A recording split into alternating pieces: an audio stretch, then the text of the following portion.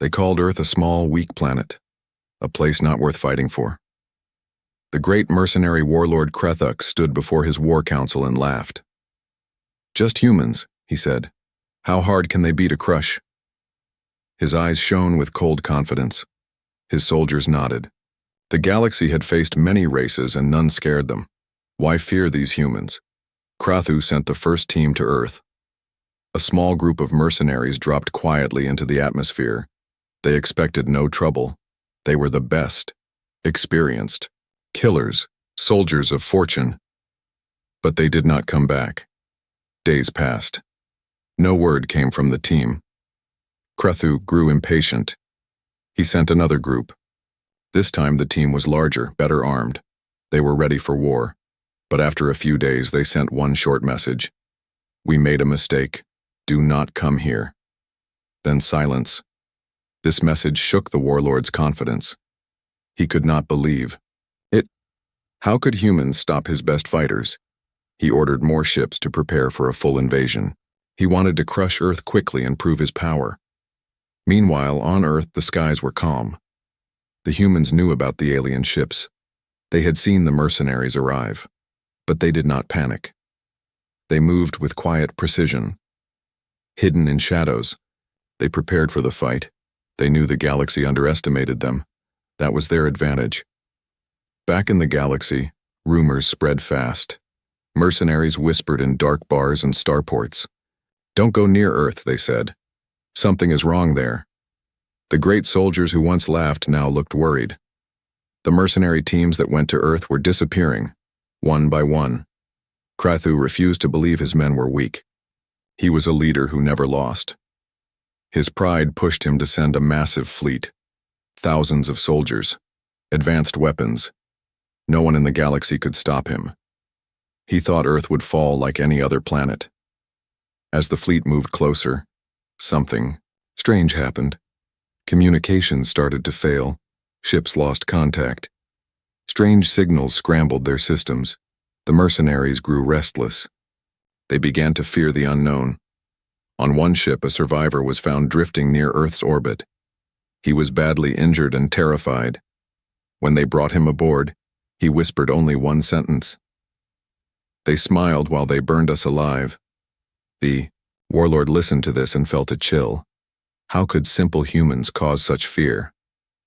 His mind raced with questions, but he was not a man to back down. He ordered the invasion to begin. The ships descended through Earth's atmosphere. Humans watched, silently. The first shots were fired, but the mercenaries quickly realized this was no ordinary battle. Their weapons failed to work properly.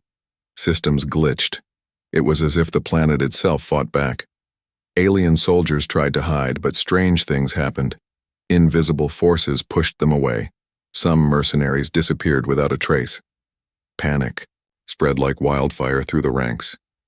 The humans appeared calm. They moved with strange speed and power.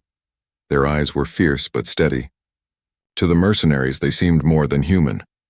They were monsters hiding behind a human face. Krathux was furious. How could this be? His pride was wounded. The stories he had heard about humans were wrong. They were not weak. They were deadly. The battle went on for hours. More mercenaries fell. The warlord knew he had to change his plan. Earth was no longer a prize. It was a trap. He called his commanders. "Pull back," he ordered. "We need more time. We must learn their secrets." The mercenaries retreated. They left behind the bodies of their fallen comrades. The humans did not chase them. They did not need to. As the ships left Earth's atmosphere, a strange feeling filled the mercenaries. Fear. Fear of the humans they once mocked. Krathuk looked at the dark planet below. He swore revenge. But deep inside, he wondered if the war had already been lost. The second team arrived quietly, landing in a dense forest far from any city. They were sure this mission would be easy. The first team had failed, yes, but that was just bad luck. This time, they were ready. Their leader, Zarek, told his soldiers, "We face weak humans. Stay sharp, and this will be over soon." The trees were tall and thick, blocking the sunlight. Strange sounds filled the air. Birds chirped, leaves rustled. But something else was there too, something unseen. The soldiers moved carefully, scanning the shadows with their sensors. But the forest seemed to swallow their signals. Their devices blinked and beeped strangely. The humans were nowhere to be seen. No signs of camps or fires. No footprints, no tracks. It was as if the forest was empty. Yet the soldiers could feel they were not alone. Suddenly, a faint noise came from the trees. A soft voice whispered in their ears, but when they turned, no one was there. Panic began to rise. Zarek told them to stay calm and move forward, but deep down, he was uneasy. Night fell.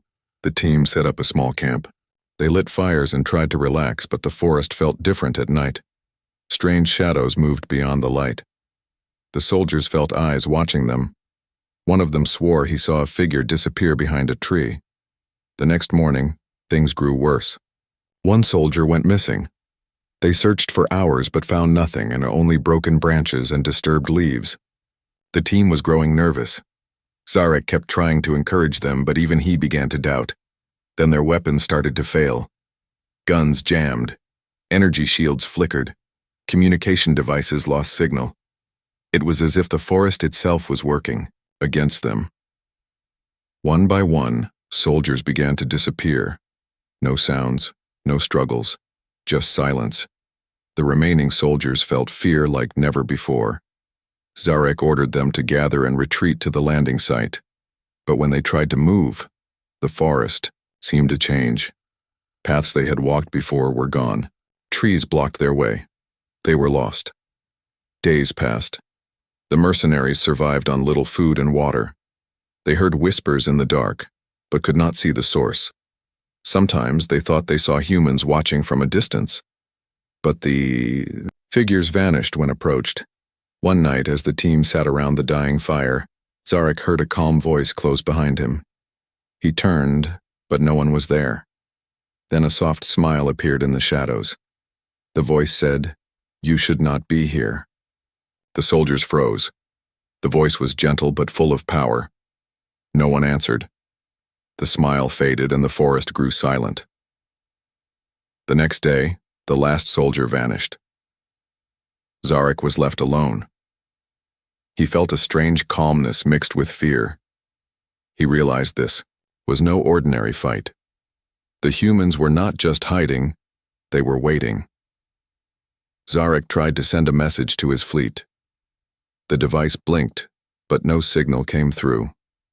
He looked to the sky, hoping for rescue. But the stars were distant and cold. He knew he was trapped. At that moment, he felt eyes on him again. He turned quickly and saw a human woman stepping out from behind a tree. She wore simple clothes, but her eyes were sharp and full of wisdom. She said softly, "We do not want to hurt you, but you must leave." Zarek wanted to ask questions, but his throat was dry. The woman smiled and vanished into the trees. Days later, the rescue team arrived. They found only Zarek, weak and alone. He could barely speak, but he said one thing clearly. "The humans, they are not what we expected. They are something else." The mercenary fleet never returned to Earth. Stories spread of strange things in the forest, silent hunters, invisible protectors. The galaxy's best soldiers refused to talk about what happened. They only said, "Stay away from Earth." The mercenary fleet hovered silently in the vast darkness of space, just beyond Earth's orbit. The command center buzzed with nervous energy.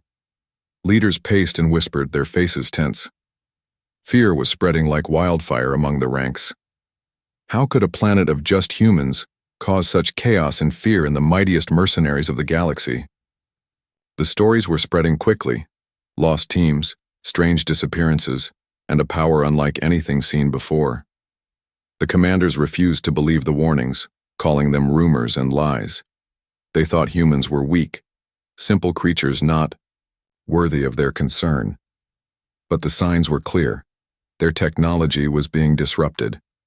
Satellites went dark. Drones failed without explanation. Communication lines scrambled, cutting off entire units from command. Something on Earth was blocking their technology, making their usual tactics useless. The general in charge, a calm and steady figure named Yarn, stood before the gathered officers. "We must understand what we face," he said firmly. "This is not just a fight. It is a puzzle, a challenge we must solve if we want to survive." Teams were sent to scan the planet from orbit and send down unmanned probes. But even these probes stopped responding. The data they collected was strange and incomplete. Signals were jammed. Sensors picked up fleeting shadows as if the planet itself was alive and watching. Back on the command ship, a quiet tension filled the air. Soldiers who once laughed at the idea of facing humans now sat in silence, staring at the dark screen showing Earth below. The unknown power of the humans had shaken their confidence deeply. Jarn gathered his top scientists and strategists. "We need to learn how humans do this," he said. "We cannot fight what we do not understand." The scientists studied everything. They could find old history, human communication signals, anything to explain how humans could disrupt advanced technology. Some theories pointed to a natural ability, something unique in Earth's atmosphere or magnetic field. Others believed humans had developed hidden technology far beyond what was known. One day, a message came from a secret scout ship that had secretly landed on Earth.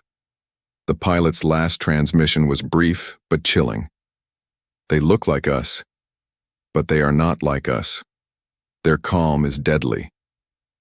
No one knew exactly what the pilot meant, but it was enough to spread fear through the fleet. Meanwhile, humans on Earth watched the growing alien presence with quiet determination. They prepared their defenses not with noise or threats, but with patience and careful strategy. They understood the danger but knew their strength was not in loud battles. It was in surprise, in control, and in knowing their enemy underestimated them. Back on the fleet, Yarn faced a difficult choice. "We can continue to send soldiers to their deaths, or we can try to find another way." Some officers demanded an all-out attack. Others begged for retreat, but Yarn knew this was bigger than a simple fight. He ordered a special team to capture one human alive. "We must understand them from the inside," he said. "Only then can we find a way to end this." The capture mission was risky, but they succeeded. The human was calm and quiet, almost as if he knew what was coming. When questioned, he spoke softly about Earth's history, of wars, survival, and unexpected strength. He told of how humans once fought each other fiercely and learned to endure anything. "We are not as weak as you think," he said. "We have faced darkness within and survived. We will do the same with you." The mercenaries listened, uneasy. This was not the story they expected. They thought humans would beg or surrender, but this man's calm confidence was unsettling. Jarn looked at the human closely. He realized the battle was not only about weapons or strength, it was about spirit, resilience, and something deeper. The fleet prepared for their next move, but fear had grown in their hearts. They were no longer certain of victory. Humans were no longer the weak creatures they once mocked. They were something else, a challenge unlike any other. The galaxy waited and watched as the next chapter of this strange conflict began, with uncertainty and a new respect for the quiet power of the humans below. The alien ship moved silently through the cold void toward Earth. Inside, the mood was heavy with uncertainty. The mercenaries had faced many challenges, but none like this. The human who had been captured sat calmly in a small, quiet room.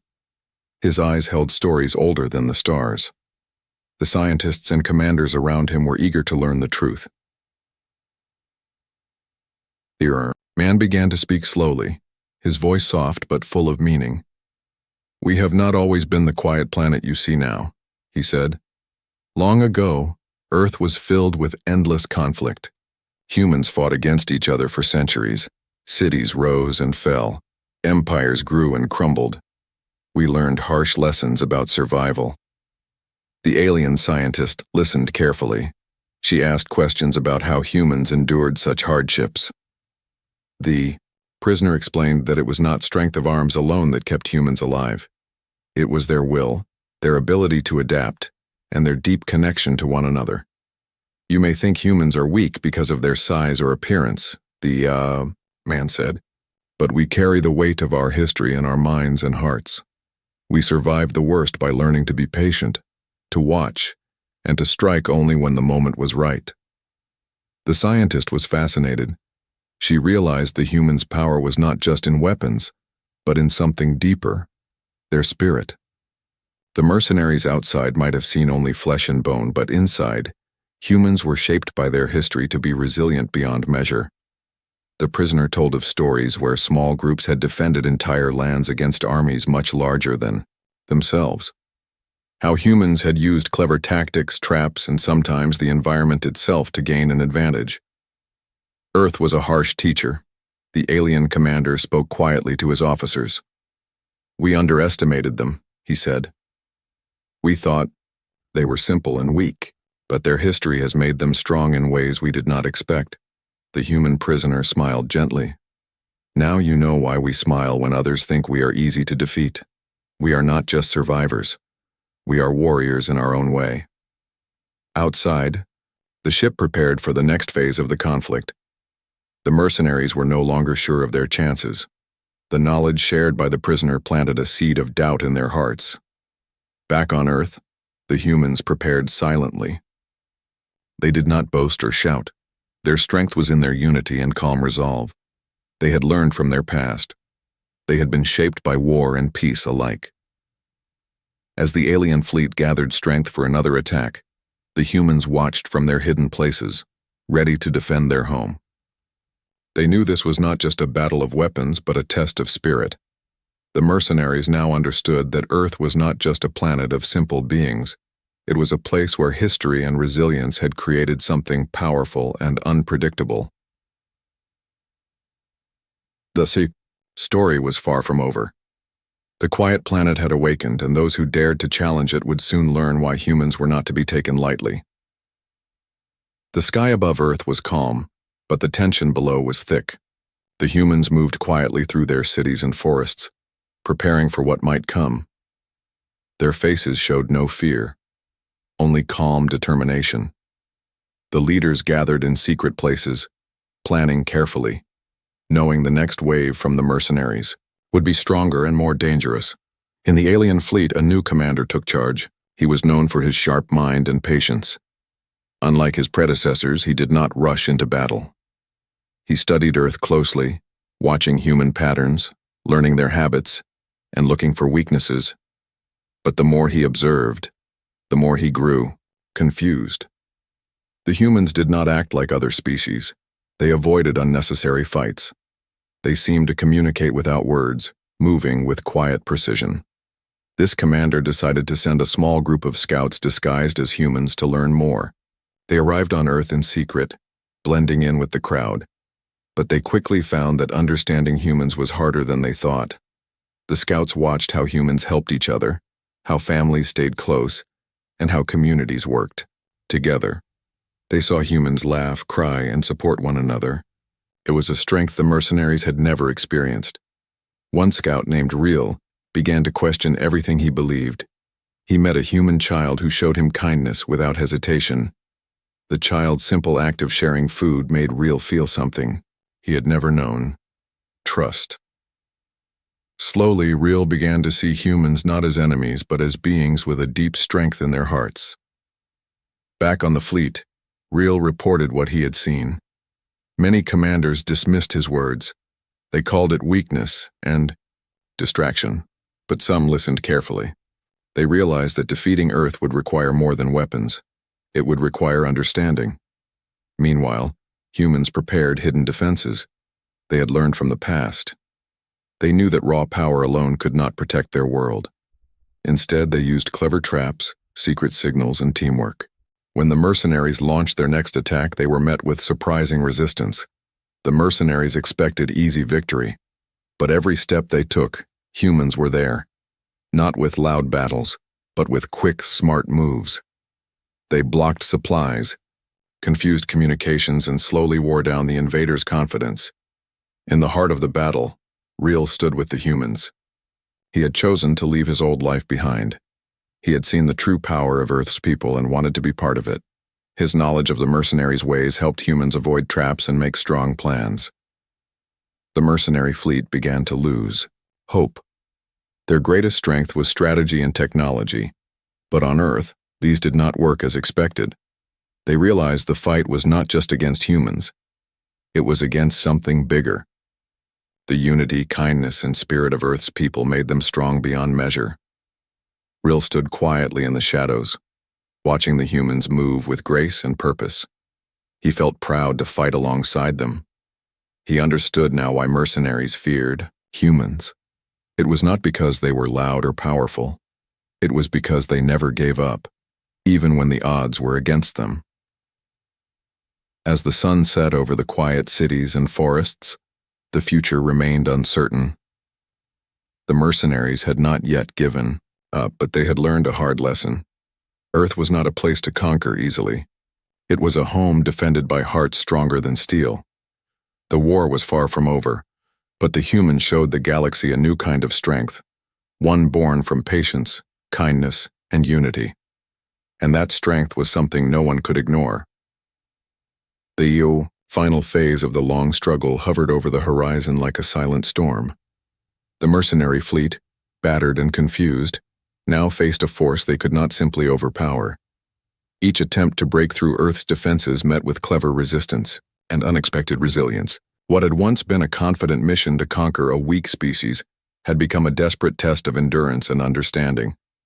In the quiet command center aboard the lead ship, Commander Jarn stared out at the blue-green planet below. Years of conflict had weighed heavily on him. He no longer saw humans as simple prey. They had become an enigma, an intelligence and spirit unlike anything he had encountered before. His advisors whispered about retreat, but Jarn knew this battle would shape their future. Far beneath him on Earth, humans moved with purpose and calm. They did not rush blindly into battle, nor did they seek needless confrontation. Instead, they worked together with silent strength. Villages and cities were connected not just by technology, but by trust and shared history. They understood that true power came from unity, from knowing when to act and when to wait. A small group of humans gathered in a hidden valley preparing for the coming days. Among them was Rill, the former mercenary scout who had chosen Earth over the fleet. He had learned more than tactics during his time with the humans. He had learned the meaning of hope and belonging. Rill spoke quietly to the group. The mercenaries believe their power lies in their weapons and ships. But we know the truth. Our strength is in each other. We fight not because we want war, but because we want peace. The humans listened, feeling the weight of his words. They were ready to defend their home, but they also hoped to end the conflict without destruction. This was not a war of enemies, but a test of understanding. Meanwhile, Commander Jarn made a bold decision. He sent a delegation to Earth to meet with the humans in peace. It was a risky move. Many feared betrayal. But Jarn believed it was the only way to end the cycle of fear and misunderstanding. The meeting took place in a quiet, forest clearing. Humans and mercenaries faced each other cautiously. The air was thick with tension, but no weapons were drawn. Instead, they spoke of history, of fear, and of the future. The humans shared their stories of struggle, survival, and hope. They spoke of their desire to live in peace and to be respected, not feared. The mercenaries listened, their hearts slowly opening to a new reality. Jarn felt a change within himself. The walls of doubt and fear began to fall. He realized that the true victory was not in conquering a world, but in building a bridge between different peoples. Over time, the mercenaries began to learn from the humans. They adopted new ways of thinking about patience, cooperation, and respect. The galaxy watched in awe as two very different civilizations began to find common ground.